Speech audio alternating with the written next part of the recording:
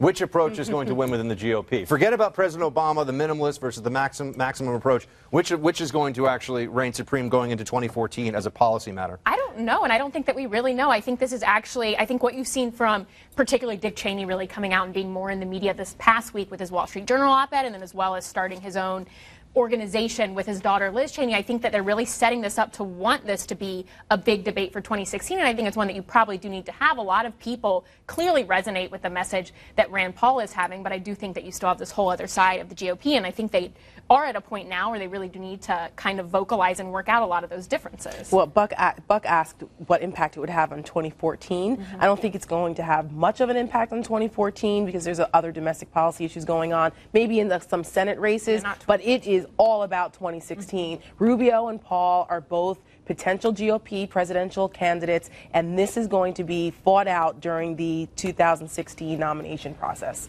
I think, though, it's important, Republicans will discuss this, but the real contrast in 2016 is what we're seeing that actually may have more of an effect in 2014 in subtle ways.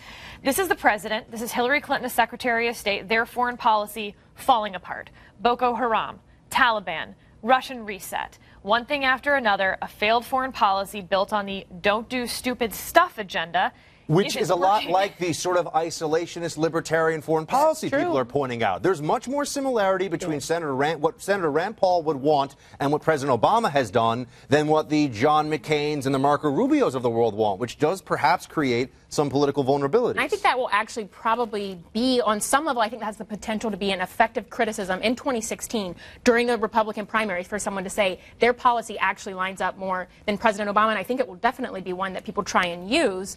I think it probably could be effective because I listened to Rand Paul yesterday in his interviews, and when he was talking about Iraq, he said, I don't blame President Obama, I do blame the Iraq War. And I think even on your more libertarian, if you want to use the term isolationist side of the party, I think a lot of people would still look and kind of articulate what you did and say, but the problems we have now are because of this administration. And when you have Rand Paul sort of siding with that administration,